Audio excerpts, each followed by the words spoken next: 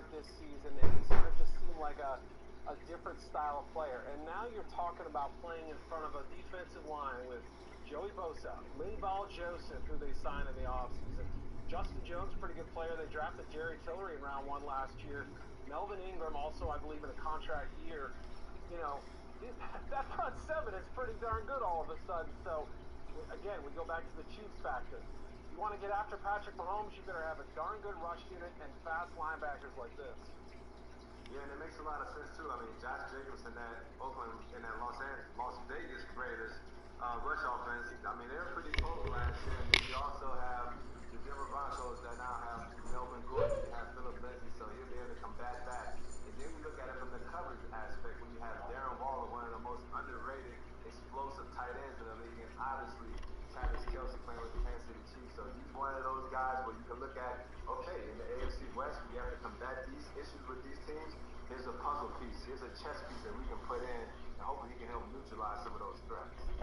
All right, guys, let's move on to the 24th pick. The New Orleans Saints are on the clock, 13-3 for the second straight year. Not the postseason ending that they were hoping for either year. They also do not have a second-round pick. Their next pick is in the 3rd round. That's number 88. So, Eric, where do you think the Saints are going here first? Yeah, I mean, obviously, there is the concern long-term about, do we have the right guy behind Drew Brees for the long-term? You know, Taysom Hill, I mean, Sean Payton may make him out to be, you know, the greatest quarterback we've ever seen or anything, but we're talking about a guy who's going to turn 30 years old in August. So, you know, look, we've only seen about 100 plays from him on offense, mostly as a receiver or a running-type quarterback, only a handful of passes. I don't know that they have that guy, you know, anywhere in their system. I think J.T. Barrett was on their roster at one point. So quarterback is in play. But if you take a quarterback, as Michelle mentioned, you're now not picking any other player at any other position likely until the 3rd round. They could use help on a defense that at times look good, at times not so good. They could probably use a little offensive line depth. Receiver, even with signing Emmanuel Sanders. You know, look, Traquan Smith has been sort of a tease so far. I'd like to see a little bit more depth. If Michael Thomas is getting blanketed on every single play, Emmanuel Sanders is a good player, but they need probably one other. So I could see a few different positions here, and maybe even a tight end at some point, but I don't think in round 1. I think this is one of the places where you let the draft guys talk to you. Los Angeles jumped ahead of New Orleans for a reason. They're going to get Kevin Murray, so more than likely, Patrick Queen is going to end up being the pick for the New Orleans Saints just because they need to fill somebody in the middle as well. So I'm going to jump in, Michelle, and ask you, who obviously follows the Saints closer than anyone on this panel, would you like to see Jordan Love picked here, redshirted for Drew Brees' final season, and then give them that potential benchmark? The talent's there with Love. Give them that quarterback future. Yeah, I mean, just to, you know, to Eric's point, I love Taysom Hill. I love the creative role that he's been in for the Saints, but we haven't seen him as the full-time quarterback. I think he's only had, 18 snaps or something like that in his NFL career as a quarterback. So I'm not sure that that's the route that they want to go. Jordan Love is intriguing, you know. He's elite physical traits. He's got a major arm. I think he'd do really well having a year to be under a mentor like Drew Brees to learn how to mature as a quarterback in the NFL. I think he has amazing upside. And there's been comparisons to Patrick Mahomes in style alone. Yeah, no, I like that pick for him. I think the New Orleans could fall in love with Jordan Love. Well, I'll dive in a little bit on Jordan Love here because we got a minute for the Saints pick, and I feel like he's the most intriguing player left on the board just for mainstream fans and certainly our fantasy fans here. So Jordan Love out of Bakersfield, California, had exactly one scholarship offer coming out of high school. That was to Utah State. Josh Heupel, who's now the head coach at UCF, was the offensive coordinator then, and he recruited Jordan Love there. So obviously a great evaluation by one of the better quarterback coaches in the country. Love has overcome a lot of adversity in his personal story. His father committed suicide when he was young. He's been very open in talking about that, and that's something character-wise that a lot of NFL teams go to right away when they mention him, sort of a more maturity from the circumstances he had to overcome in his youth. As a player, Love is really the inverse of Joe Burrow. He had the transcendent 2018 and then the questionable 2019, which is not the way you want to do it if you want to get drafted and get paid. But he had 32 touchdowns and 6 interceptions in 2018. Now that was with Matt Wells as the head coach at Utah State, and obviously Ned Yost, a longtime West Coast quarterback offensive guru who's been at Washington State, Missouri, was the OC. They were running up-tempo, air raid stuff, really padded love stats. Gary Anderson came in with like to run the ball out of the I formation 62 times a game. They said they wanted to run the same offense, but they really didn't. And also, 9 starters left. So here's Love and 1 offensive lineman trying to make it work. He throws 20 touchdowns, 17 interceptions. And I talked to Mike Sanford today, who's the OC at Utah State last year. And he said, look, we were honest with NFL teams. For us to have a chance to win, we had to be a little bit reckless. And that's why Jordan Love had the interception problem. So there's a lot to navigate on the field with Jordan Love, because if you took him after 2018, you'd have this buzzy, rising guy. And now there's decision-making questions, there's turnover questions, and that's why Jordan Love is now here in the 20s and not earlier in the draft. So maybe not a fair assessment, you know, the sample size isn't necessarily descriptive of how good of a quarterback he can actually be.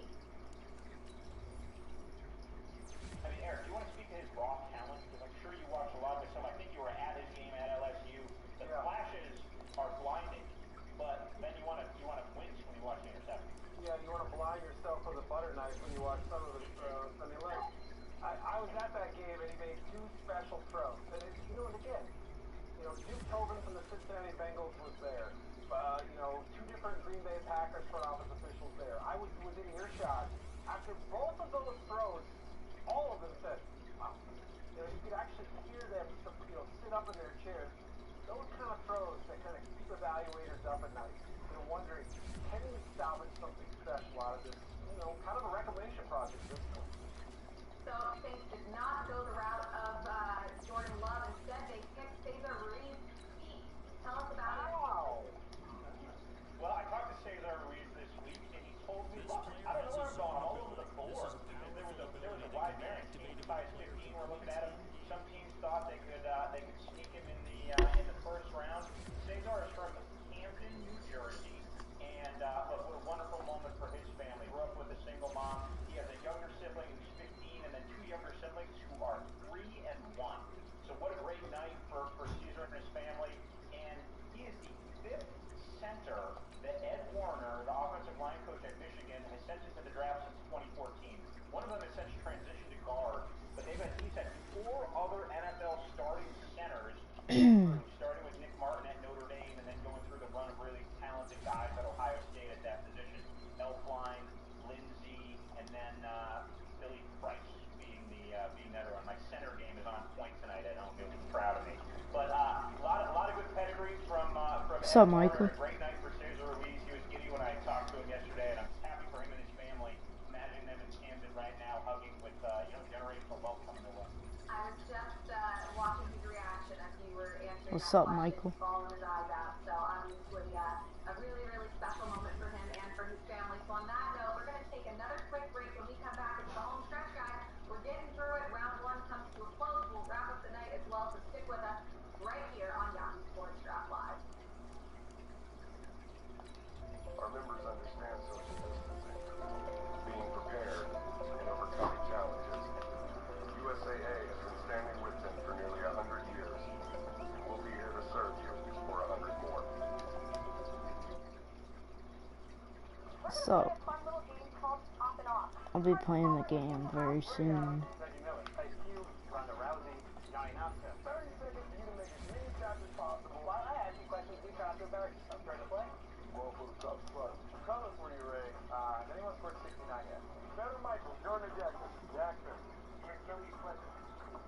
Alright, bye, Michael. I weigh by 100 pounds. Oh no, the school official too. That's gotta be wrong. That's what I told you I was coming for you. 128, baby. 128. Get out of here, Reggie. After the fight, what's the coolest thing that happened? Not like I was still in person, man. You do think they're over the top of except Cameron. Yeah, I saw. No need to cut. My God, I can't do that out loud. Can I do a selfie?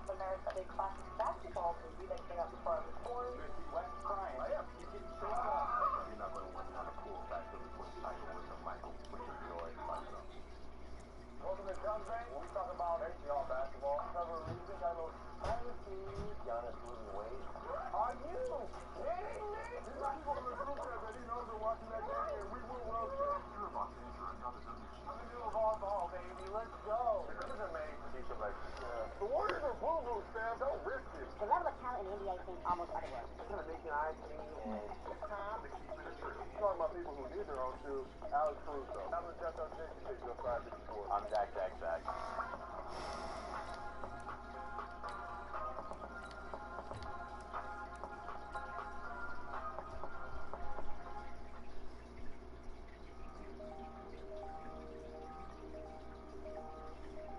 All combine stats, such as the 40-yard dash, are now available in scouting.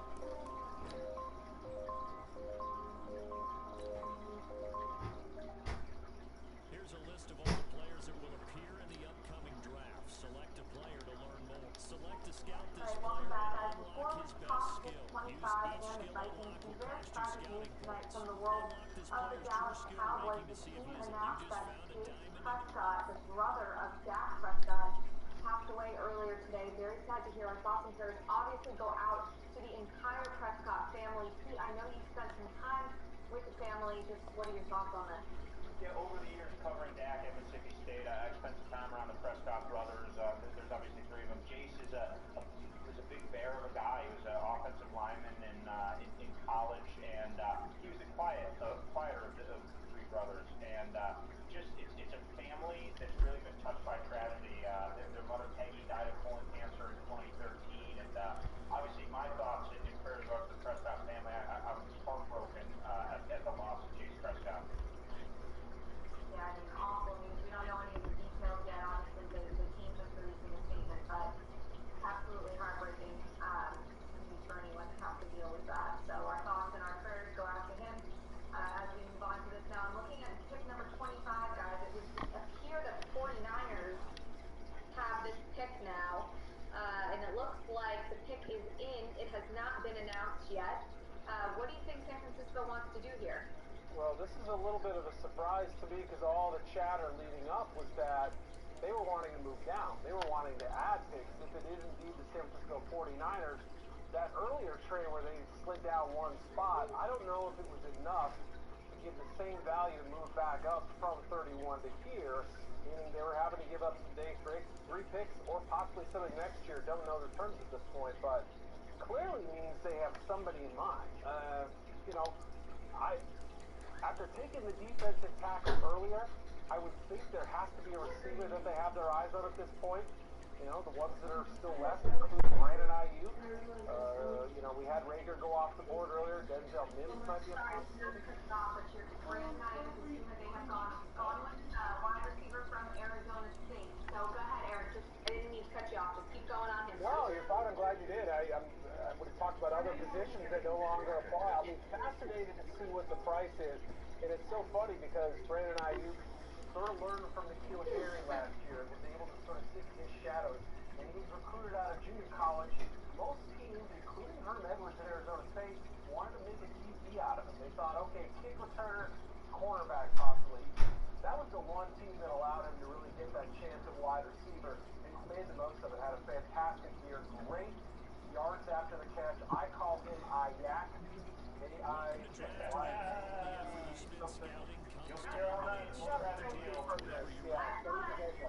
quick, Pete, I want to jump to you, but I just want to let you guys know the 49ers gave up the 31st, the 117th, and the 176th pick next year. So, Pete, what are they getting? I'm not a big fan of Brandon Ayuk. I think there's some upside here, and I think he's a deep threat, and I can understand where he fits in the modern NFL. I talked to Todd Graham, the Hawaii coach who recruited Arizona State this week. He talked about his tremendous upside. I just feel like in a wide receiver class that's this deep, you could get a better player late.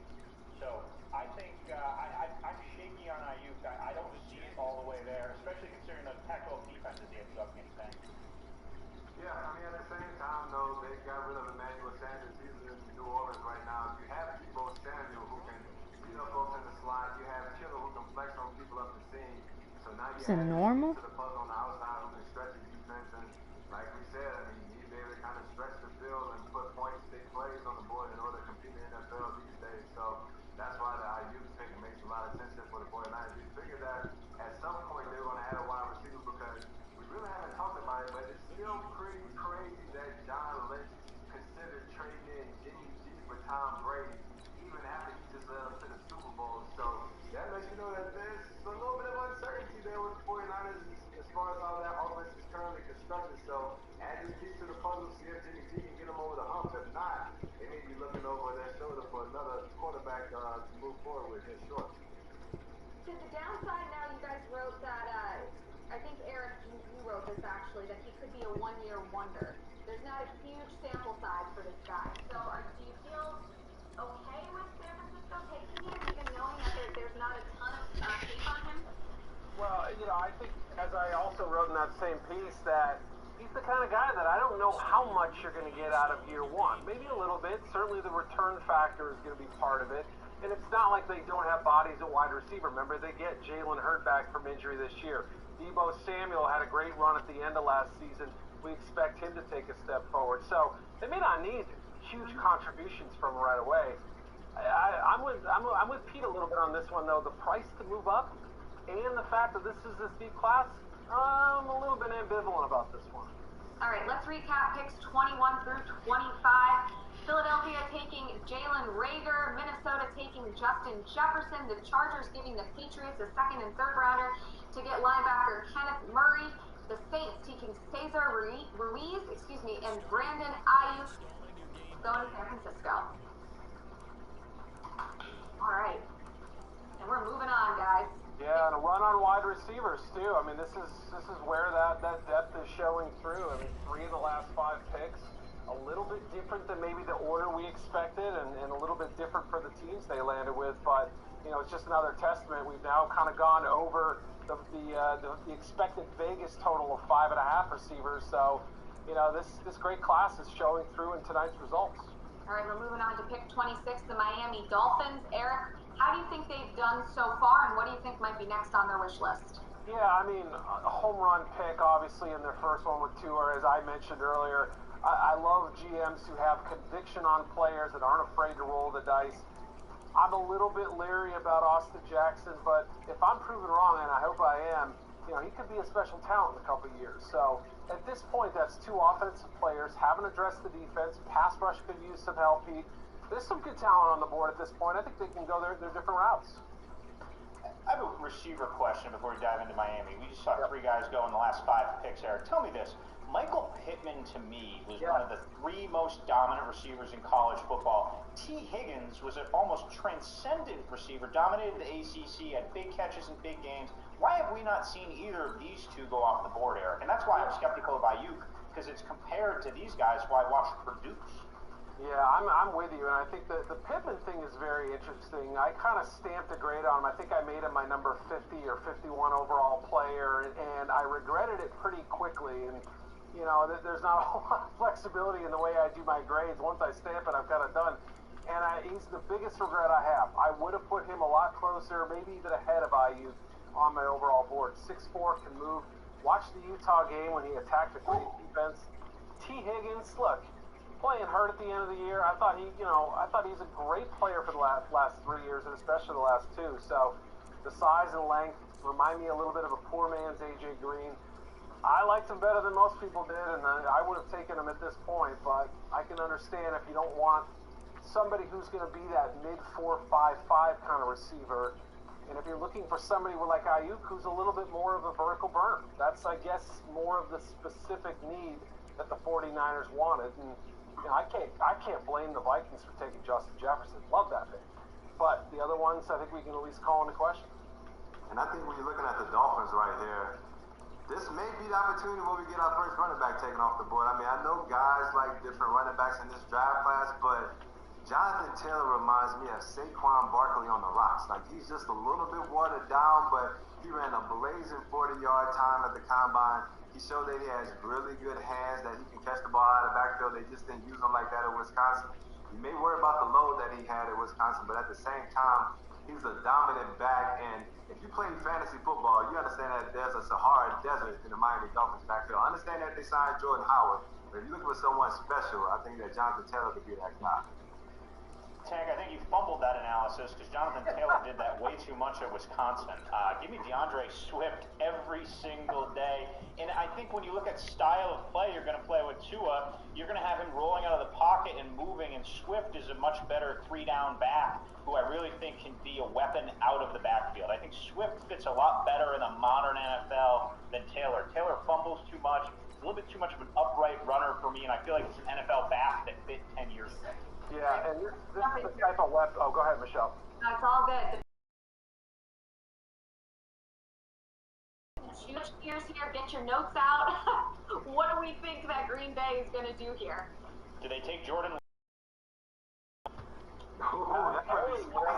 That would be extra spicy. I mean, who is left on the board right now that you're standing on the table for? Patrick Queen. Tank made a good point earlier when he thought Queen would jump off the board because you look who got picked ahead of him with Kenneth Murray. I thought that was really feasible there at 24. I don't think there's like a transcendent player that's so much better than everyone else that you have to trade into for, unless you're Green Bay and you love, and you wanted to give him a little snuggle. Yeah, and Green Bay didn't have to pay a steep price. As far as I can tell from the reports I'm seeing, they only gave up the 136th pick to move up 4 spots. You know, clearly they were worried about somebody, either Seattle or Baltimore. So that kind of leads me to defense. At least, you know, in my brain, I'm thinking if they're wanting to vault over those teams, possibly. But wide receiver is a position that the Packers have been connected to. Offensive tackle is a spot as well. Be fascinating to kind of see how this works out. Green Bay said we're going to be active. They're being active right now. You'd have to assume that getting help for Aaron Rodgers would also be a priority. I mean, you mentioned that wide receiver position. Like, that can't be overlooked. He needs help. But it scares me to death if I'm a rookie and I drop a single pass in training camp, if there is training camp at this point. I mean, Aaron Rodgers can doghouse you faster than anybody. So that's the worry. If they take a wide receiver, it's got to be with McGurling hands. You mentioned Pittman earlier. That dude catches everything. One drop that I saw in 6 games this year. So, you know, that's at least what we're looking at if they do go with a pass-catching player. You know, it's hard to know what exactly they're doing at this point, but we've seen them be aggressive time and time again with Brian Gutekunst as the general manager. All right, guys, stand by with me for 1 second here. I called the shot. It's Jordan Love. Jordan Love. How about that? What is it? Why do you think they went in this direction, T? Why Jordan Love? Well, I think that Father Time is undefeated, and I think they're seeing the twilight of Aaron Rodgers, and I bet the person who likes this pick the least is Aaron Rodgers, who's obviously opinionated, because Aaron Rodgers has always wanted help for Aaron Rodgers on offense, all right? And this does not help Aaron Rodgers. All it does is threaten him, and he's been a little thin-skinned and perhaps a little vain over the years up there in Green Bay. Gets a little small for him. I love the pick. Plan ahead. Don't be caught where the Patriots are caught right now, where you're just, you know, taking a billion-dollar franchise and running an unproven guy out there. Give him a year, and look, this could be the same scenario that happened to Aaron Rodgers. Sat, red-shirted, and then came in and succeeded the legend. He may be Aaron Rodgersing Aaron Rodgers. I thought I was going to say, isn't it ironic that you bring in Jordan Love and the same thing that happened to Aaron Rodgers so many years ago comes back right up on his back right now? And then when you also think about it too, this is similar to Patrick Mahomes pick, where the Chiefs picked him, let him sit behind the starter, learn the game. He has a big arm to make all the throws in that type of offense, and then you just hand it over to him in the next year or two, and then you go ahead and set your franchise up for another 10, 12, 15-year run. I like it by the time. Eric, I was just going to say, I'm a little nervous because we were mentioning how much Jordan Love expected from, you know, having a mentor figure for a year or two before becoming a starter. I don't know if that's the dynamics that Aaron Rodgers is going to want to adopt. Yeah, can't see them being roommates early on or besties or anything like that, going to the drive-in movie or anything. So, look, Aaron's a tricky guy to figure out. Even as coaches, people have worked with him in the past and said things like that. He's still performing at a high level for the most part. Had a lot of drop passes that people don't talk about last year. Is he the same guy he was 3 or 4 years ago? No, I don't think he was. And I think the Packers have finally realized the formula that Ron Wolf created, Ted Thompson followed, now Brian Gutekunst in the captain's chair, draft quarterback, their assets, they're worth something. If Aaron Rodgers gets hurt, they don't have a clear-cut starter behind him. Jordan Love, at some point, could win that job. Or he could do nothing. That's the thing. If you watch Jordan Love play, there are times where he had some Aaron Rodgers-like moments where he could throw on the run, sidearm, swing the ball into tight windows. It's exciting. But he's raw, he's unpolished. He's kind of where Aaron Rodgers was when he came into the league in some respects. And he had to wait a full 2 years to get that chance. And remember, last year, they brought in Drew Lock at the very last minute. Drew Lock played that same kind of swashbuckling style sometimes. So they have a type they like and love to fit that formula. I think you made a great point because, yeah, Aaron Rodgers, like, he suffered some drop by violations last year. At the same time, he missed some throws that we're used to seeing Aaron Rodgers make. The one reason that we always say Aaron Rodgers is one of the best quarterbacks to ever play this game is because he can make throws that no one else in this league can make. And he missed some of those last year, and I'm not surprised to see Green Bay go ahead and pull the trigger early because they see the early warning signs on the storm. Alright, well, we'll have to see how that goes. Let's move on to Week 27. Seattle Seahawks are 11-5 last year, lost at Green Bay in the NFC Divisional round. 10 or more wins in 7 of their last 8 seasons. In the other year, though, they went 9-7. So they have a tendency to trade out 4 out of the last 9 years. They've dealt the first round pick, or 4 out of the last 9 years, sorry, they've dealt the first round pick. But it looks like, as of right now, they're sticking with this one. What do you think their move is going to be going forward, Eric? Well, the biggest concern for them is to help their edge rush a little bit. I mean, Jadeveon Clowney, is he in the picture or not? They have to have that answer going into this pick to know what they're going to do. The problem is, outside of YouTube Gross Matos from Penn State, I don't see a lot of potential pass rush talent. Seattle is also known for going way out in left field to make picks, like L.J. Collier last year, surprised me at the very least. Other players like Rashad Penny, nobody really saw that move coming as well. They have their own system. They have their own scouting methods. They have their own draft board. It doesn't look like any of the other 31 teams. And that's what I like about the Seahawks. It's a formula that's worked for them. They've won time and time again. But their depth has been thin. The secondary's a mess. So I would think defense. But then again, they've also looked at some wide receivers to possibly complement what they have. Given that there's been some injuries at that spot. Doug Baldwin, I mean, you pair Lockett, Metcalf, and another receiver in this draft is very interesting. Eric, you say defense, but Hank, does this offense maybe need a little bit more help for Russell Wilson? I mean, it seems like they've been trying to build that offensive line for the past few years now, but they're actually pretty effective in the run game. And so I can maybe see them, getting the tackle or maybe interior offensive line since the tackles are a little bit thin right now. But the one thing is that we know that the Seahawks are going to be run dominant. That's one thing that we've seen is they're one of the most run dominant teams in the league. Whether you have Rashad Penny or Chris Carson, both of those guys were effective.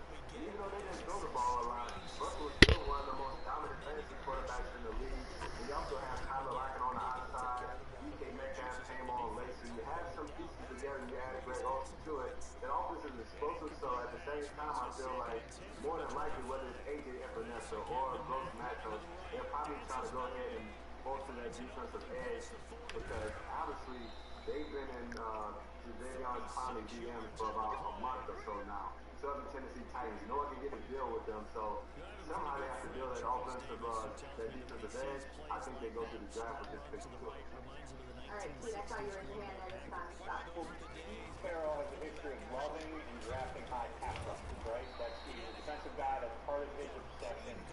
Why not Zach Bond here, Eric? You got a Wisconsin edge rusher, some versatility at linebacker, or AJ Epinesa, who's one of my favorite players in this draft, and I think he's been tragically underrated, and I think a lot of teams are going to regret passing on him. Those are two really good defensive front pieces that really fit with what Pete Carroll is like to do, historically. Yeah, the only question I would have with the Epinesa fit is he too much like L.J. Collier, kind of that big physical end, and I love the player. I think I had him, 23rd on my board or whatever, 28th, I don't know what it was, but somewhere in this very range here. I'm not worried about the fact that he's not the quickest guy off the snap or he's going to bend the edge. I just know that he sacks quarterbacks and strips balls loose. That's what I love about him. As for Vaughn, it could make sense. If teams aren't worried about the combine, the test that sort of flags the system with the diluted urine there, then he's a first-round talent in my opinion, or a borderline first-round talent. So anybody to help the pressure situation. Zach Bond may be a linebacker, but he's in that blue servant mold in the sense that he still gets to the quarterback even if he's not good at it. What do you guys think of Jordan Brooks? Because that was who the Seahawks have gone with the 20th. When you catch it to Eric at home, I said he's a surprise pick in the first round that I would have done no prep work on, and he's taking Jordan Brooks. Yeah, I mean, he's a player who I have to admit, he sort of took an early shine to when I watched. You know, they put him at middle linebacker in that 3-3-5 defense. He was making some plays, kind of a downhill guy. You know, look, he's pretty good as a blitzer, too. I mean, he had that one game this year where he had 3 sacks, had some pressures this year that led to interceptions, but to me, he looks a little stiff in the hips. He does sort of fit the Seattle mold of being a hard-hitting guy, charismatic player, and again, this is a classic Seattle pick. Other teams may have had second and third round grades on them. They don't care. They're going with their guy. They have conviction. You got to tip your hat to that. And look, when I look at Jordan Brooks, I think about a guy who could get lost a little bit out there in the Big 12, right? It's it's a place where it's a land where they don't have defense, and offenses score 52 points a game. There's coaching change from Kingsbury to Matt Wells last year, and I really think that Brooks is a guy, because Texas Tech was low profile last year, that might have got lost in the shuffle a little bit. So this to me is a pick of scout and front office conviction. It's great identification and a great fit. It works out for Seattle, compliments to their front office for knowing what they wanted, believing in it, and going to get it. Is this the biggest surprise that we've seen, in your opinion, or two, at least for you, is this the biggest surprise pick? I think Arnett going to 20 really high. Look, if Arnett snuck in at 31, I would have shrugged my shoulders and said, okay, you know what, he's a pretty good player. I think that's the biggest surprise for me. I saw Brooks some places in the second round. I would say those two are tied as my biggest surprise. I mean, but I think when you look at it too, San Francisco is the best running team in the league last year. And the Arizona Cardinals went up there with Kenyon Drake and ran all over Seattle. So it makes sense to try to bolster that inside interior of the run defense. So even though I didn't have him going this high, I didn't have him going in the first round, it makes sense when you look at it from who they have to match up against in this position. Who's been your biggest surprise pick? I would say this guy. I mean, we talked about some of the other guys going up in the draft, but him along with the Ohio State cornerback, I didn't have those guys in the first round, so I would probably say those two. Yeah, he's such a great litmus test for what you're looking for in a football player, because he's got kind of a throwback style, right? You know, the coverage ability to me didn't stack up to anywhere close to a first-round pick. I had him in the 90s. I mean, I just sort of felt like in this day and age, as much as we love the downhill thumper guy, as much as we love a guy who can blitz, still as a linebacker, if you want to be out there 3 downs, you have to cover somebody. So I love the way he attacks the run. He's great going forward. When he's asked to play in reverse, in my opinion, you know, other than one pretty good game against Arizona, I didn't really see him, you know, as somebody who can play in pass coverage and be an effective guy. And that's really what Seattle needed the most. So to me, it's surprising. Look at some of the linebackers, Michelle, that did not go instead of Jordan Brooks. You have Patrick Queen. Some people like Malik Harrison from Ohio State ranked pretty high. I know Eric Edholm like Willie Gay. A lot of stuck him in that last pick of the first round in his last month. There are some Logan Wilson man crushers around the Mountain West, and on some West Coast scouts, the Wyoming linebacker, Troy Dye from Oregon. Like, I would have thought all those players would have gone ahead of him. As we move on to the Baltimore Ravens, I mean, one of two of their edge in the linebackers, and maybe we see some of these guys go there. They were 14-2 last year, the best record in franchise history, but were one and done, as you will remember, losing to the Titans at home in that divisional round. Number 1 scoring offense, second in yards gained, third fewest points allowed, fourth fewest yards allowed. Even with how explosive they were last year, do they need to give Lamar Jackson even more help? Hank, let's start with you. I mean, Lamar can always use a little bit more help because they did get bounced out of the division around, but that dude has the invisible juice. So as long as you have Lamar in a tight end heavy system where you can go ahead and exploit most of these defenses because they're used to playing against spread offenses, I think that they have a chance, but offense looks good here. I mean, Marshall Yonder retired, so maybe interior offensive line. They can always use some help on the defense, edge, linebacker. So I feel like whatever they take, they just need to make sure that they continue to make a step forward because like in the NFL, what you want to do is win while your rookie quarterback or your young quarterback is on his rookie deal. That's what Kansas City was able to do. That's what Baltimore wants to be able to do to maximize the potential of Lamar Jackson and the salary cap defense gives them right now. I mean, Eric, you know the Ravens a lot better than me. The thing Patrick Queen getting picked here, being a Raven, wearing the same purple for the next 12 years, and then every Sunday in that 1 o'clock game in the AFC, they're like, how Patrick Queen, ball to 28, as, you know, he becomes the next great Raven defender. Yeah, I mean, look, what was Ray Lewis? 26th pick in the draft, 24th, whatever it was, and then what sort of thing happened? There were a couple linebackers who were drafted ahead of him. You look back, and all but one of them I don't think panned out. So, you know, as that happens, Queen was very high on my list. I understand the fact that undersized, really only started for part of one year. He started a rookie game in 2018. Didn't start until, I believe it was the Georgia Southern game or the Utah State game this year. But he played great when he was out there. He's great in coverage, too. Some say he's not super in zone, but he's an outstanding man coverage linebacker. He's great closing ability. Like, that just screams Baltimore Ravens. But then again, Zach Bond also did, too. I watched both of them and thought, you can see both really working well for the Ravens. Boy. I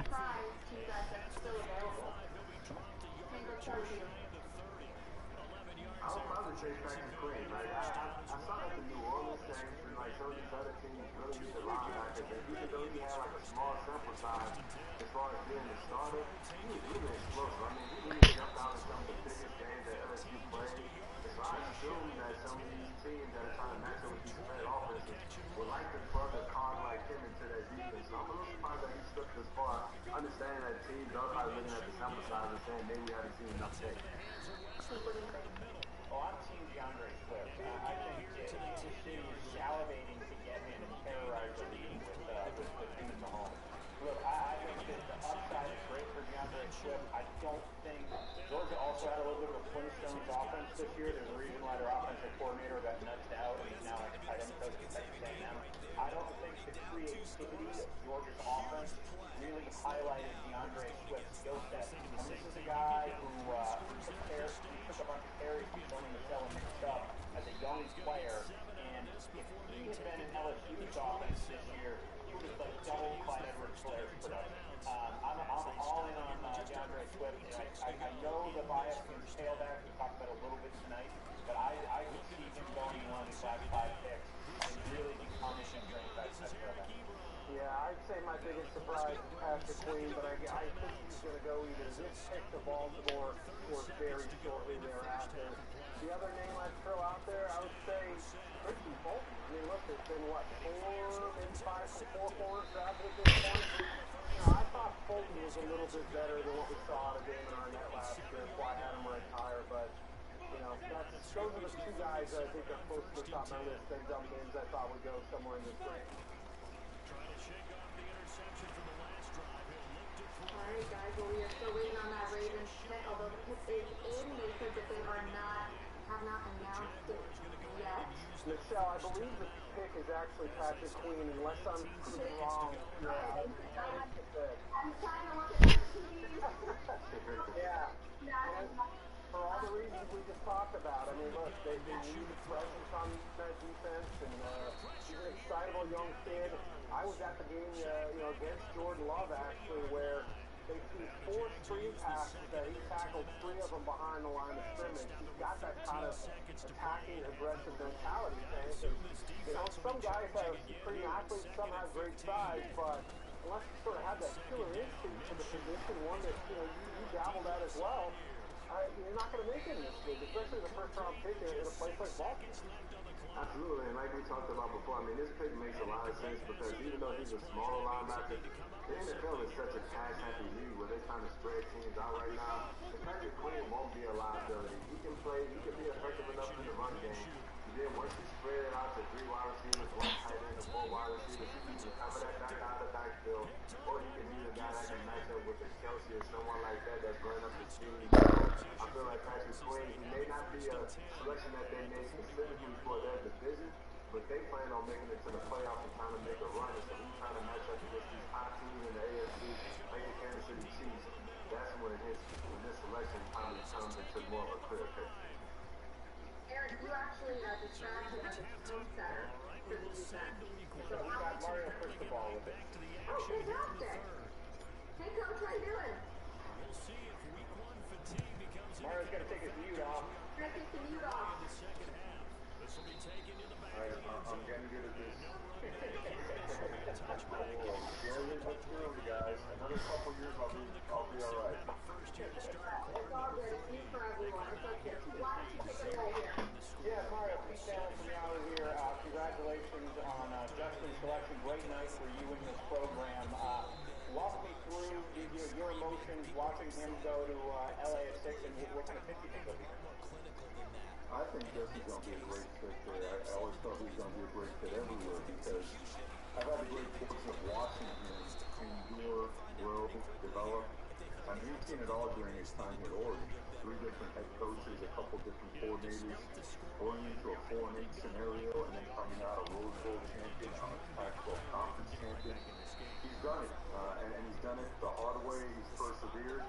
And this guy, we think he's just scratching the surface. I think when he gets around more NFL talent, he's surrounded just by the type of coaching he's going to have all day. He's going to continue to grow and develop at an unbelievable level. Coach, it was fun to watch Justin's progression a little bit over the years and see him come back from injury a couple years ago. But this past season was such an interesting snapshot the last 2 games. In the actual championship, wins by throwing the football. In the Rose Bowl, you saw him find different ways to win with his running ability. That kind of speaks to his versatility as a quarterback, able to do so many different things. I think it does. Justin he's talented. He's the most talented guy I've been around. He's the best guy I've been around. Period. And we always felt that we could get to a scenario where we could play for a championship at the end of the season that we were going to just try to use all of his abilities. And we knew he could run, and not only did he show he could run in a big way. Not only make people miss, but run away from people, run over people, and through people. And he changed the dynamic of our offense over the last couple of games, and I think it's going to be something that NFL teams are going to have to look out for. Hey, Coach, Tank Wiggington, and I'm a Stanford guy, so I can't say that I root for you guys unless you're playing out of conference or bowl games. But the one thing I will say is that we both probably want the Pac-12 to get a little bit more respect on the national level. I thought we were that close when you guys played Auburn last year. What do you think it's going to take for the Pac-12 to get over the hump? Well, I think there was a big step in that direction in that first game because we all want to know, right? We all want to know from a physicality standpoint, how is the Pac-12, and in particular, how is Oregon going to stack up against that Auburn defensive line? If you watch the way the offensive line played, the way that battle just went on and back and forth the entire evening, and the game came down to a couple of plays. Even though we were disappointed in the loss, I think everyone that watched him felt a lot of things showed up that we've been working on for the past year and a half. So now again with the last couple of recruiting classes being, top 10 recruiting classes, with the way that we treat strength and conditioning and player development, with the way the Pac-12 coaching continues to improve, recruiting continues to improve, I think again now Pac-12 is climbing back into that run, and I think people are going to be pleasantly surprised to see. Mario, you've obviously put a huge emphasis on recruiting there at Oregon. When you see a draft with no Pac-12 defensive players being picked yet, obviously you have Kayvon Thibodeau there. Obviously on the other side of the ball, you have Stewart, who will be a very high pick each season likely. Do you feel like the league has the building blocks to improve and to show up a little, crack a little bit more in the NFL draft in the future? Yes, sir, without a doubt. You mentioned a couple names right there that those guys, aside from being first-round picks, those guys have a potential to be top 10, top 5 picks, and there's a group of guys in our program and several of those who play in the Pac-12. But I believe we're of that caliber, and that's where it starts, right? I mean, this thing has 3 parts to it. It's about personnel acquisition, player development, and of course personnel use. And that first part, you see the trend is really climbing in a positive way, and that's always going to be a difference. And so, again, expecting a really good year. Coach, I may be a typical draft guy. I'm already moving on to the next one or the one after that. But NCAA, as you mentioned, probably one of the more exciting offensive tackle prospects I've seen in a long time. Can you just speak to his skill? Give us a little taste of a draft you name later. Well, when the guy's 6'5" and a half on his way to 6'6", and he weighs 345 pounds, and really can play comfortably at 375 if he wanted to. I mean, look at him when you combine the upbringing, the DNA, the competitive nature with a guy that has the most explosive power that I have ever guy who's this innate ability to understand the game instinctively is like nothing I've ever seen before. And the guy loves the game of football. He's 19 years old, guys. He's 19 years old and just won the Outlet Trophy. And the best part about it is he's coaching hard. He's great coaching. He's great teammates. Players love him. And he's hungry for more. He feels like he's just scratching the surface. So I think you can expect another really big season from Penn School. Mario, I'll wrap up with this question. You've obviously got to know Justin's family really well. They live right down the street in Eugene. Obviously, his dad, Mark, his grandfather plays for stuff. Just what was your emotion knowing that family literally they can see your team hotel from the back window for their neighborhood kids to make a kid? It has to feel good.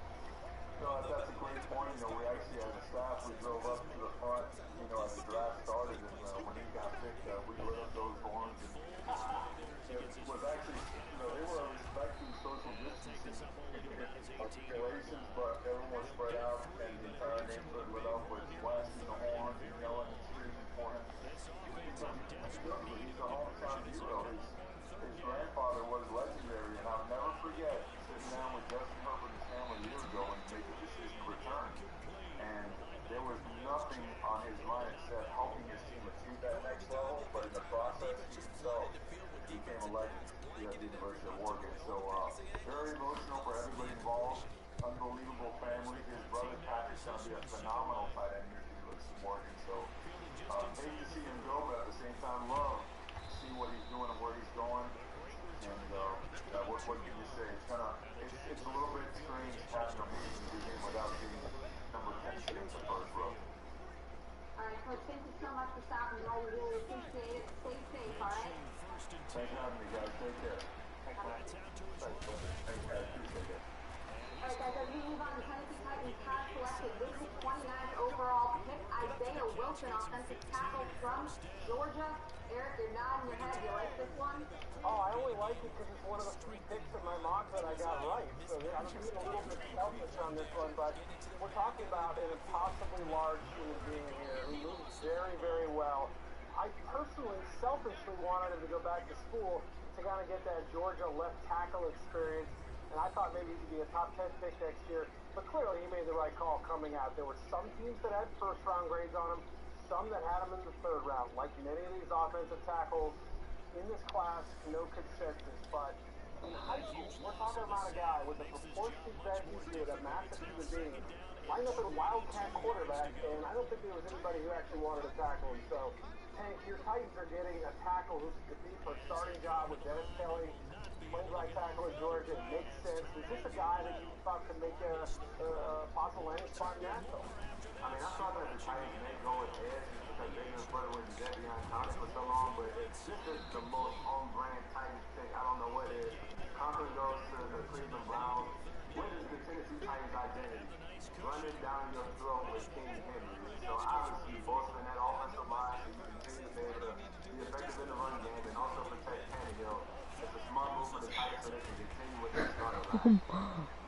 Mike Vrabel is a brand now, right? He's the kind of new face of the NFL. The ex-player, a little bit of a pro, kind of go chest to chest and be a motivator, but also be an X's and O's guy. I really think that he's going to be the archetype of the next generation of NFL coaches. And you know, like Hank said, they have a very distinct identity on offense with Henry. So I think this pick is a bit of a reach. I didn't expect Wilson to go this early. But again, to reference our earlier conversation to show in the draft, the NFL is bereft of competent tackles. So if you think you can get one, you take them wherever you can. And so good for Isaiah Wilson, New York kid done well, but a really on-brand pick for the Titans. It was also one of those situations, too, where they said that once you get past the first 10 to 12 picks, then most of these teams want to trade back because they really don't have a high value for anyone. So with the Titans picking him right here this late in the draft, they don't feel bad about it. I mean, it's basically spending a 2nd-round pick on the guy in the position of need. You know, I was just going to mention, too, that 2 Georgia offensive linemen tonight, so it looks pretty good for Georgia as well. Andrew Thompson. They would have moved the ball a little better last year. All right, so we're happy with that pick there. So let's move on to number 30, the Miami Dolphins. Their 3rd pick of the night. After Tua at number 5 and Austin Jackson it feels like about their 18th pick tonight, the way we talked about them during the show, and up to this point. You know, again, I think the same sort of things we talked about. Ether Gross Matos makes a lot of sense for me. DeAndre Swift makes a lot of sense. I could see them go edge rusher. I could see them go running back. You know, at this phase of the draft, look, is it really a reason to take a running back even in this league? No. As you keep pointing out, DeAndre Swift is a great third down weapon. You can split him out at receiver if you want. You can send him in motion. He was my top running back this year by one notch, and Pete, I was so angry when you besmirched the good name of Clyde Edwards-Helaire earlier. We'll get to that later. Swift just makes a lot of sense because this offense needs boost, points, yards after the catch. They don't have it right now. Swift can get that for you.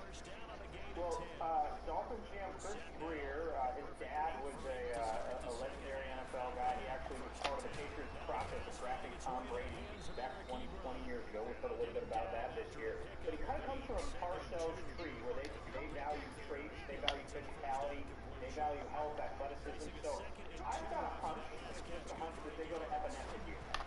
Who's the best player on the board who fits the program that they like? He's a big physical lineman. Get to the quarterback. What's up, bro? And, you know, Brian Flores obviously has a strong tie. He started out as a grunt at the Patriots. How do you feel about our two picks? They were basically both in the same spot. I love it too. Watching beta film of different Yeah. quarterbacks. They kind of grew up in that organization. Who did? So there's some strong ties from Iowa to the Who got a QB? and I feel like Epinesa will go somewhere in the next Oh yeah, Jordan Love. Does Andrew have me muted? Makes a lot of sense too because I was just gonna say it makes a lot Oh. of sense because the Dolphins were last in sacks last year. They also gave up the You may turn the show off. and they've already addressed offense with two and offensive tackle. Now you need to continue to build on that defense so you can improve. Brissett going to lead his guys up 1st and 10. And he's 5 for 6 now throwing the ball on this drive. They'll run on 1st down to Marlon Mack. And he'll take it down here just shy of Do you think Grant Delpit's gonna be available tomorrow night? We might could get him. Yeah. He's strong, but there's nothing wrong with two strong safeties that can both hit.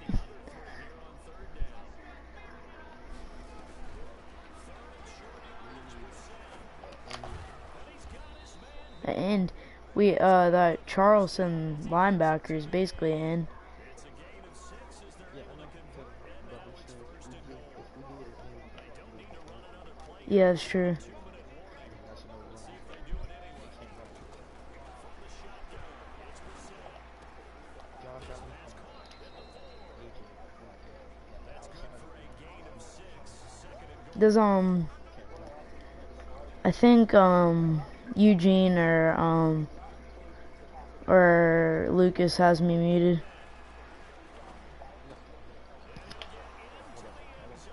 Touchdown, Indianapolis.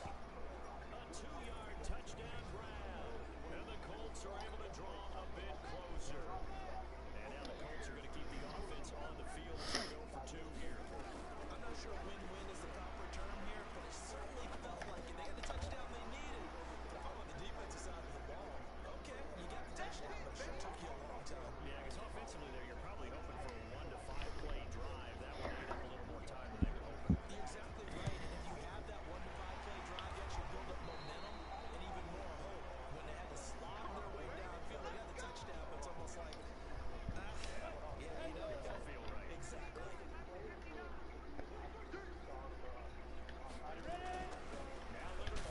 and he loses the football a second time. And the Colts pick it up. Look at the big man rumble. He's at the 30. And thing here, this one is not over yet. They return it for the touchdown. Continue to fight, don't they? Leonard Fournette, dude, he fumbles so much. They needed some type of a spark to help them in this game. I think they just got their spark. No doubt about it. You know, that's all they discussed. How can we get ourselves moving again? How can we get our team going? This definitely qualifies. Important extra point up and through. And now things get a bit more interesting here in this 4th quarter. This one fielded at the 5.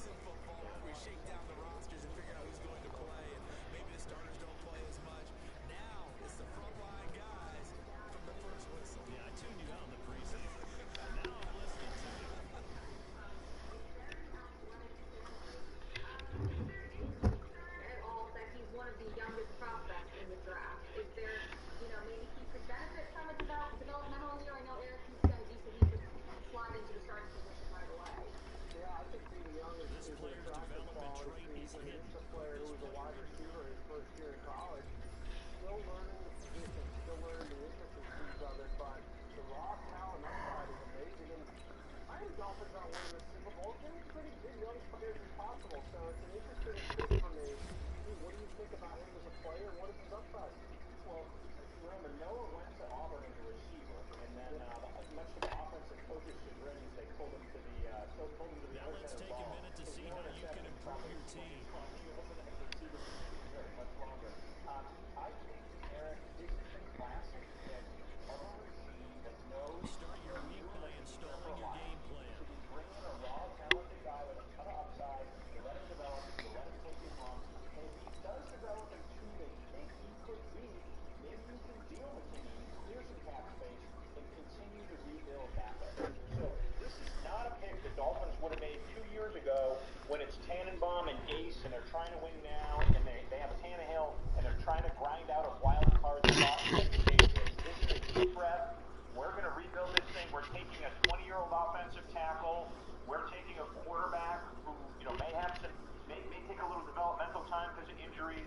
We are planning for the long haul. That's what this whole Dolphins draft screams to me. All right, moving on. Minnesota selected the Vikings. They ended up taking Jeff Gladney from TCU while we were in this in-depth conversation. So, just to recap, they traded back with the 49ers leading up to 25. They obviously get the 31st pick. They select cornerback Jeff Gladney from TCU. Pete, what does Gladney bring to this Vikings team? You know what? Gladney's kind of a classic player come out of the Gary Patterson system. He's physical, he's an athletic guy, and the TCU has played really good defense for a long time, and they have sent almost a generation of players to the NFL, and they've succeeded there. He has good instincts. He's going to be a little bit versatile for them. I think this is a pinch of a reach, but we didn't get to see a ton of Gladney because TCU's basically been wiped off the national radar for the last 2 seasons. And you had told me that TCU was going to have 2 first-round picks this year. I would have laughed at you in November, but here they are. These are the two guys who are the most talented players on their team. They went up against each other a lot in college. Iron sharpens iron. They talked about that. Gladney is extremely tough. He's just undersized. He didn't fare well against the Colin Johnsons of the world, the big, long receivers who really seem to kind of give him fits. And Denzel Mims really gave him trouble as well. But against the sort of normal-sized receivers, even the fast guys, Gladney thrives. I can add one little bit of context to this, too. The Minnesota Vikings did a ton of work on the cornerback class. They thought, look, we're not getting Henderson. Okuda's not going to be anywhere near sniffing this. Let's work on this group of really about 10 guys that they looked at. They had only top scouts, second, fourth, five position coaches, and everybody agrees this is one tough son of a gun, Jeff Gladney. I thought he was a possibility for them at 25, and I think I mocked that, but I can't remember at this point. But get him a few picks below that tank, and that's, to me, good value, even if not everybody had him in the first round. Yeah, actually, I had Jeff Gladney going a little bit early in the draft, and I talked to somebody, close to the program, and they said that he was the toughest kid in the TCU program, led the Big 12 in pass breakup. He's more of a press corner. He used to kind of clean up his footwork, but at the same time, he used to clean up his ball skills as well. But the one thing that they liked about him was that he had a dog mentality about himself. And when I kind of looked at him on tape, he reminded me of James White. I feel like the Vikings, they've been like the quarterback position for a while. Xavier Rhodes has been falling off for a little bit of time now. So getting a guy like Gladney that can come in and try to show up one of those sides of the defense, I feel it's a good move for them, and I don't think it's a risk at all. This is a Mike Zimmer corner, like a scrappy little dog who's just going to go after him. I really, he can tackle. That's what Zimmer is his corners have to do. I like this for the pick. I would have taken Jalen Johnson over both Noah and Gladney. I really am surprised that he has fallen this far. The Utah corner, he's a longer guy, more of a modern corner. He sat on an island there and guarded the best receivers in the Pac-12. I'm surprised he's not off the board. I don't know if Kansas City is going to take Swift, perhaps, who would be a very dangerous weapon in their offense, but I could see Jalen Johnson as a guy that some people are going to try to trade up for that first or second pick in the second round to get to. I was really impressed with the tank. Did you see Jalen much on film? Yeah, I did. I actually mocked Jalen in the first round as well, but I had Gladney going a shade above him. But like you said, Jalen Johnson's a rangy cornerback. He made plays. He got his hands on the ball, and he actually ran a lot back into the end zone as well. So I feel like we all thought was going the first round. He fell into the second round, then Arizona Cardinals went up and got him. I wouldn't be surprised if that happened to Jalen Johnson before. Alright guys, so we have finally arrived at the 32nd pick.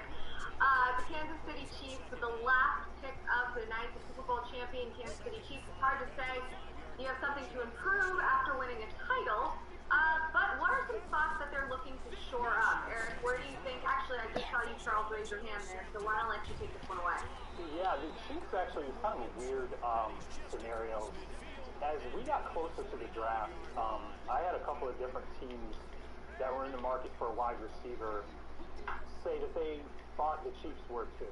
That the Chiefs basically were kicking tires on a number of the guys that they were also looking at. Now, interestingly enough, I think Jalen Reagor was the one that I heard quite a bit that, hey, maybe that's someone the Chiefs could go get. It didn't make any sense to me because I thought, geez, you have this, a ridiculous run of assets here on offense. Why would you go get a wide receiver? And, I started to reach out to some different people saying, like, could this be real? Why would the Chiefs do this? And the response I got was that when the Chiefs looked at their board, they sat there and said, we could get a receiver here with the last pick in the first round who in other years might be a top 15 pick. Like, let's just take a look. We just won the Super Bowl. Let's take the best available player. Sammy Watkins is someone you might be looking to move on from in a year. Marcus Robinson, there's a number of guys that they could potentially look to move on from. I'll just bring up one other name that I heard other than Jalen Reagor. Laviska Shenault out of Colorado was a guy that, because he can do so many different things, he did a lot of different things in Colorado. He got banged up in the workout process, and I think the Chiefs maybe felt he did not show everything he could. That could be someone that the Chiefs might be able to use in a lot of different roles. Maybe we could be creative with a guy like that. Just don't be shocked here if they ended up going with a wide receiver with this season. Yeah, I think there's also a chance that they go with a running back. That's just all well. But I don't know if Swift's their guy. I mean, I don't know that Clyde Edwards-Helaire will be their, a guy that they would pick in the first round. But I believe that the Chiefs have him higher on their board than Swift. So, again, that's just an option if they go with a receiving type of back, and there's a few good ones in this draft. Buy a Powerball ticket tomorrow at home. Clyde Edwards-Helaire is the Chiefs. Is that right? Yeah. You win tonight, seriously. Well, I heard pretty good sources at LSU, and they were telling me that there were a couple of teams that did a lot of work on him and sort of view him as this sort of slot receiver slash running back, and that they can use him much the way LSU did, which is Texas routes and little quick stuff, screen game. It was so fun to watch last year.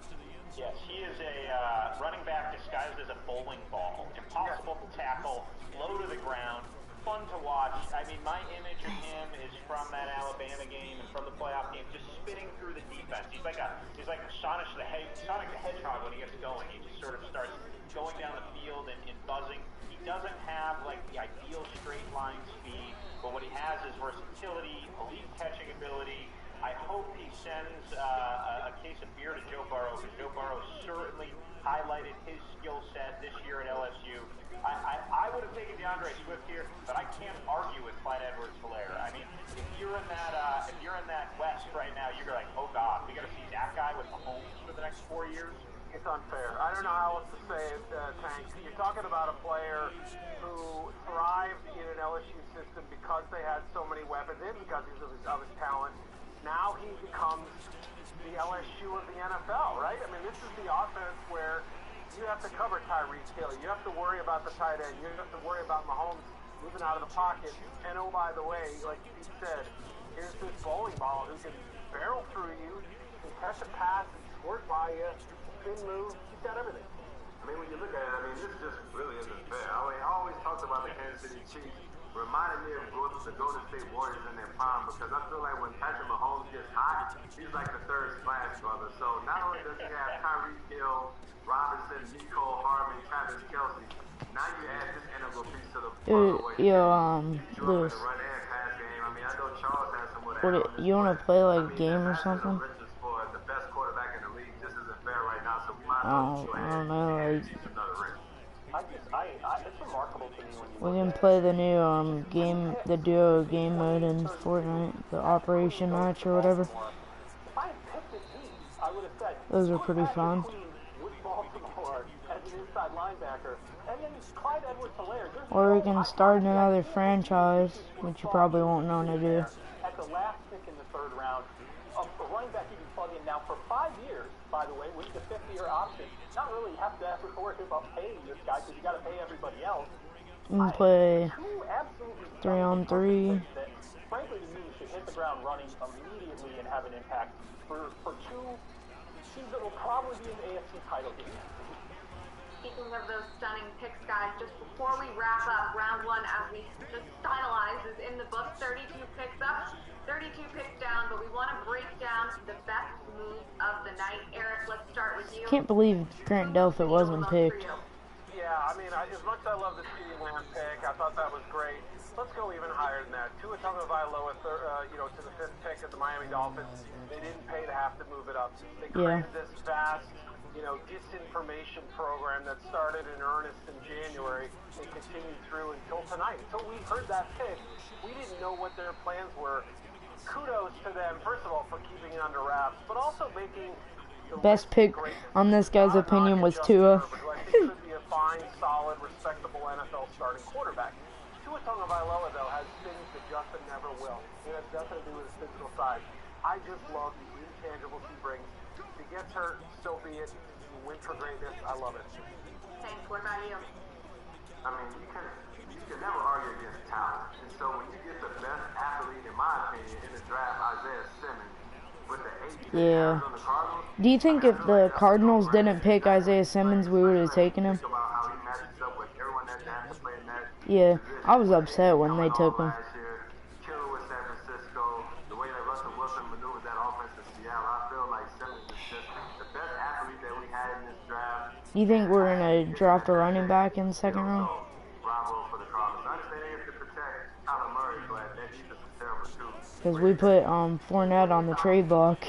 Well, I'm going to go with, I'm a production guy, right? When I evaluate players for the Yeah. draft, I go by what they did between the lines in college. And other than Joe Burrow, few players had better seasons.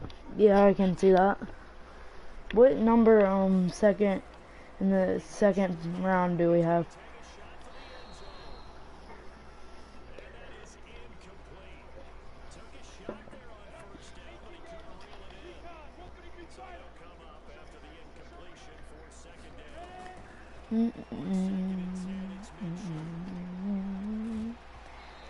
Come on, Whisper.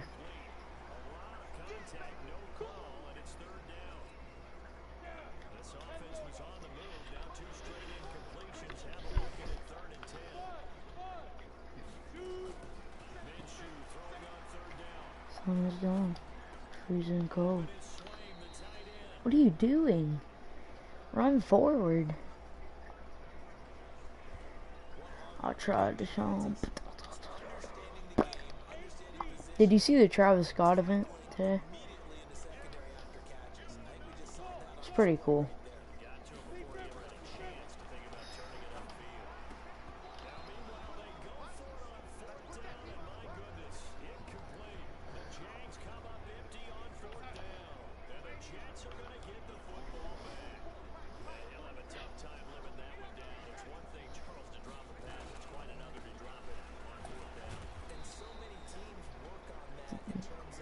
Did you make your mind up what game you want to play?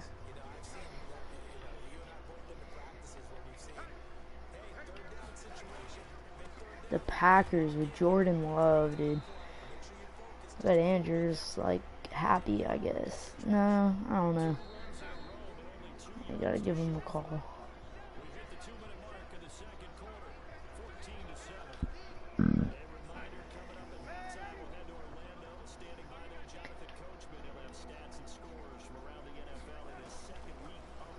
Yo, that guy caught it over Grant Delpit? Come on, man.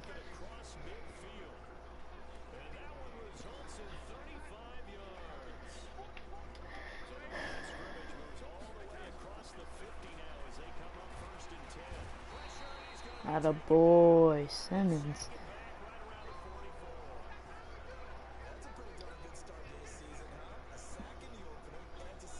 I gotta start saving money for Madden 21 with Russell Wilson on the cover.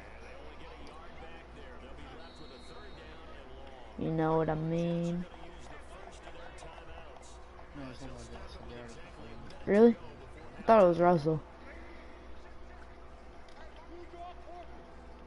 I saw a cover with Russell on it.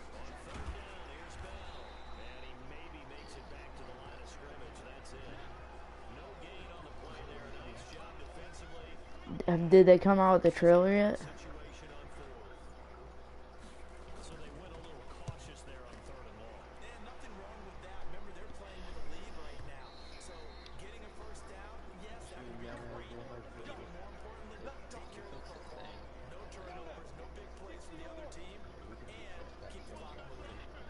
Yeah.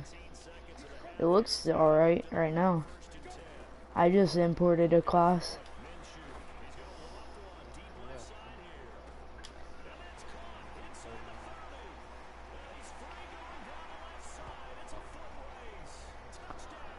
When does Andrew go back? Monday? Alright.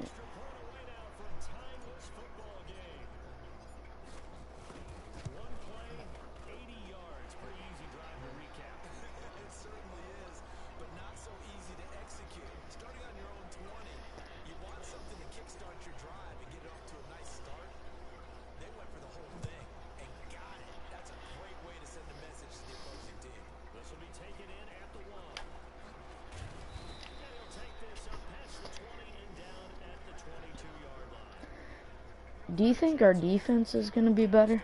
Or, like, elite, like it was? Do you think Minshew could take us to the playoffs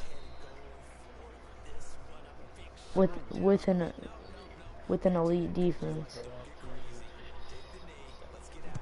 Yeah.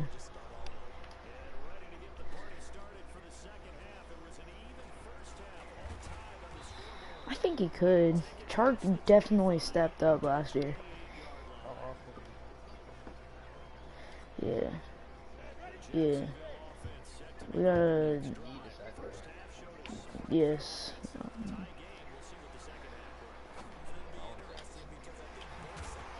Oh my... I hate Enforcer. Don't download the game. Please.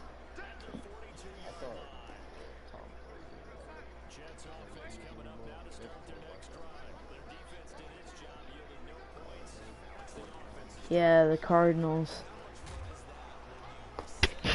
The Seahawks aren't. They don't have an offensive line. That's true. That's true.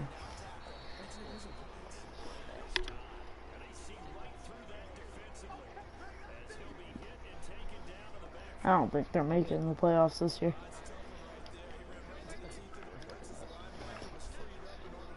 Yeah.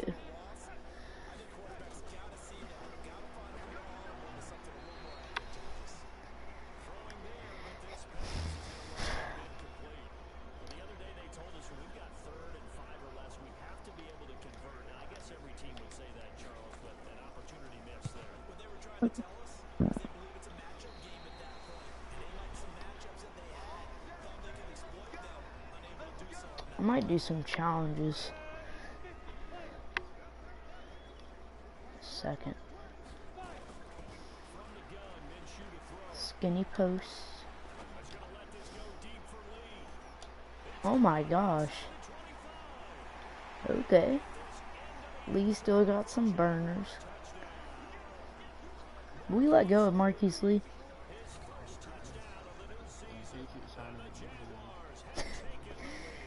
Who's the Patriots quarterback right now? Really? They're... Yeah. I guess Bill Belichick didn't like him. He might have seen somebody. late in the draft. Another Tom Brady.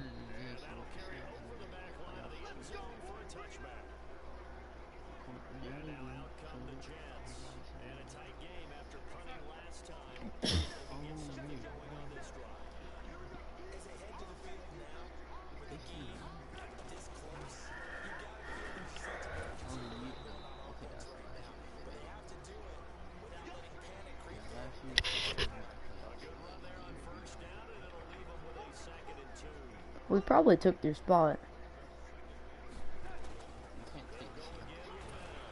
I know. That's why I said that.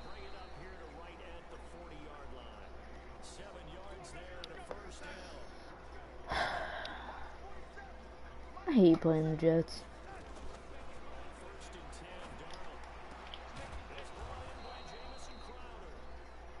Because I think Sam Darnold actually has eyes, but he really doesn't.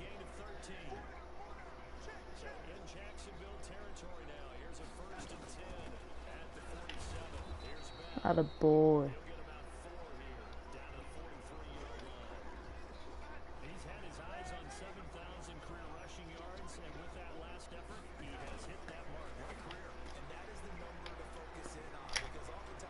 No. Grant, get him, get him. Atta boy.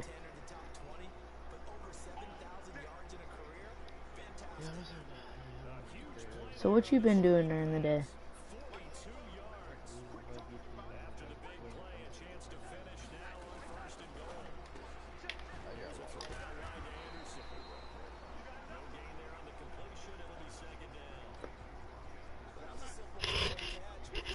Is your strategy working out for you?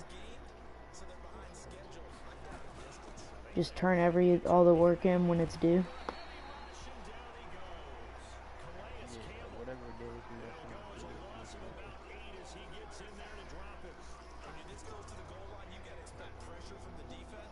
But,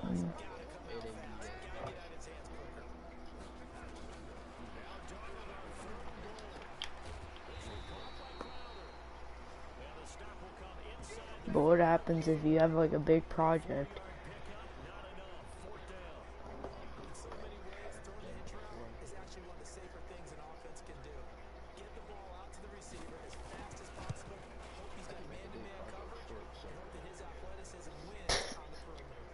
Me too. My teacher likes me, so if I turn something in, she just gives me a B if it's bad.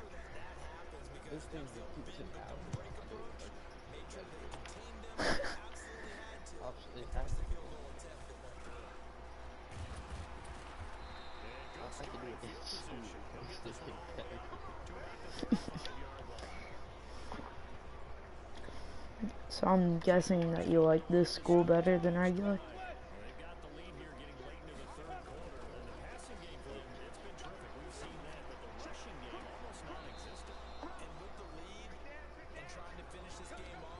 They just said my rushing game wasn't good. I'll run the ball some more. They gave Leonard Fournette a superstar, which is helpful.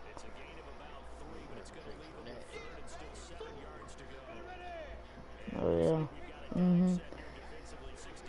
We should probably trade him now. Ngakwe, get in 2 seconds, if we could.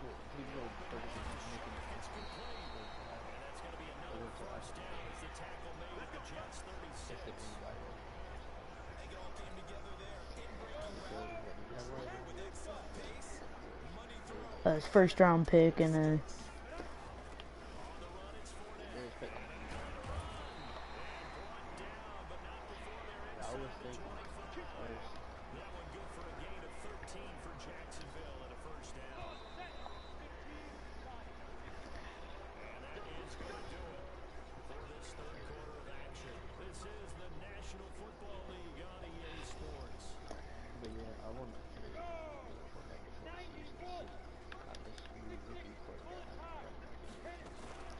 we got a new rookie running back. Oh yeah, we had him last year.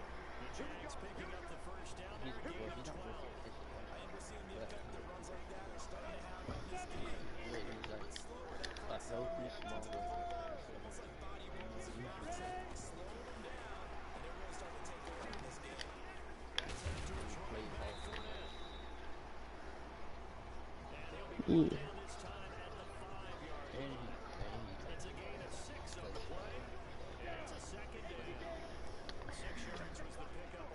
Westbrook and Chark, they gotta step up like they're doing.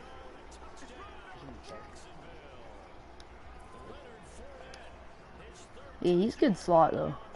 Two big guys on the outside that can fly, and then Westbrook.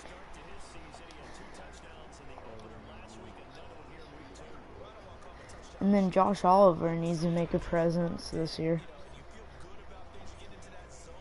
You know what I mean? CJ Henderson locking up on the outside. My boy from Florida. You know what I'm saying? I might just do my schoolwork right now. For tomorrow. Cause what time is it?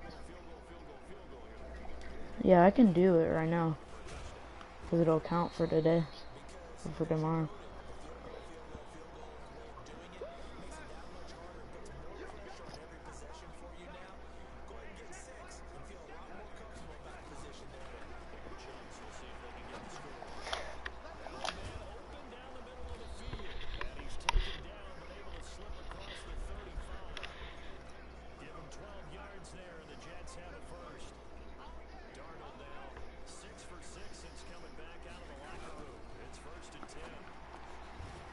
Yo.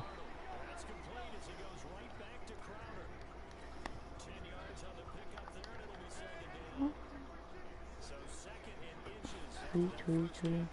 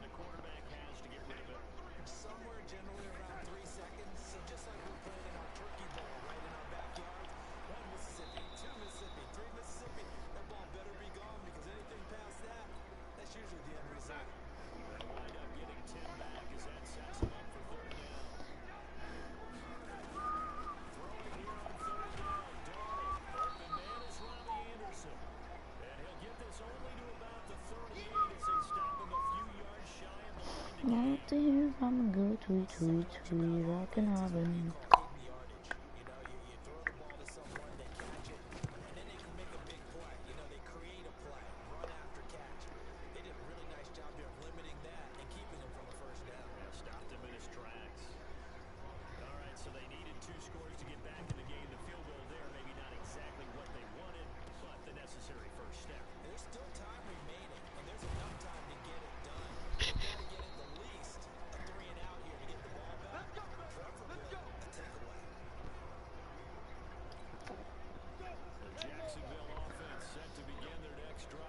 I'll tell her who, yeah. On the who, yeah.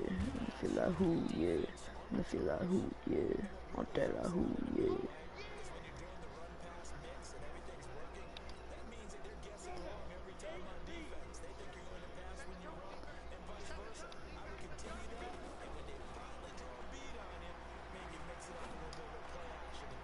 Yo.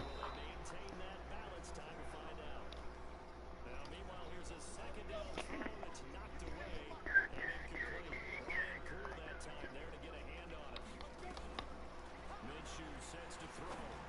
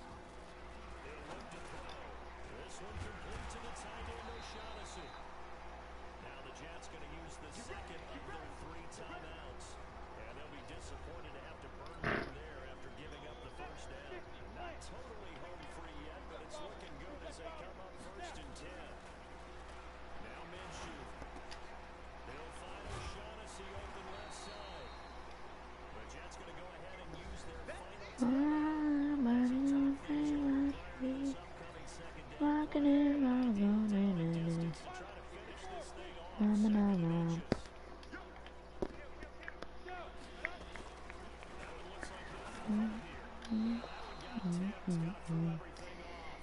It brings up third. This will be the 8th play of the drive, and it's 3rd and inches. A handoff to Fournette. And he gets this down to the 18, good enough for a first down. It's a gain of 4 there, and it gives him a new set of downs. Ready, ready.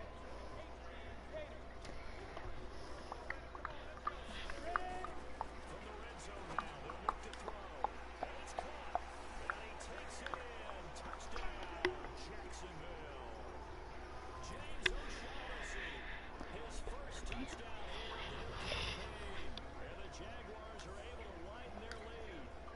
Looking like they're well on their way to a 2-0 start. All smiles right now on that sideline, isn't it? As well there should be. It's hard to win a game in the NFL. We hear it all the time. We know that it's difficult. But guess who's smiling? But inside is thinking 24-hour rule because we're going to have to play again next week. Boss man. Oh, without a doubt. The head coach, he wants them to feel good. But at the same time, find a way to keep improving. And Lambo now after the...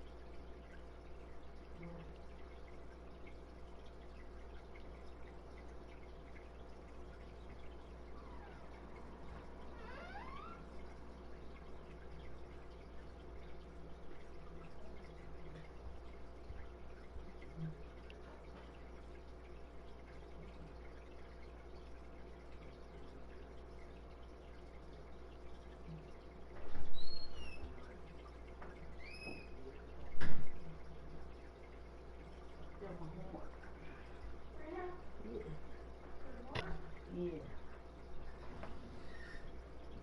So I go to the lake early? You're just gonna stay out really late? Yeah. After I finish the Madden game, of course. You'll be going to bed at like 4 a.m. Huh? You'll be It going doesn't to take that long to do it. Mine does.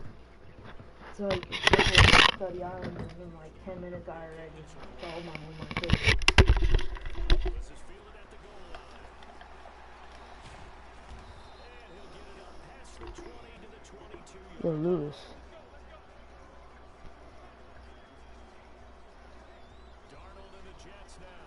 Down by 15. A little over a minute to go. They need 2 touchdowns and at least 1 2-point conversion mixed in there as well. Let's go, defense.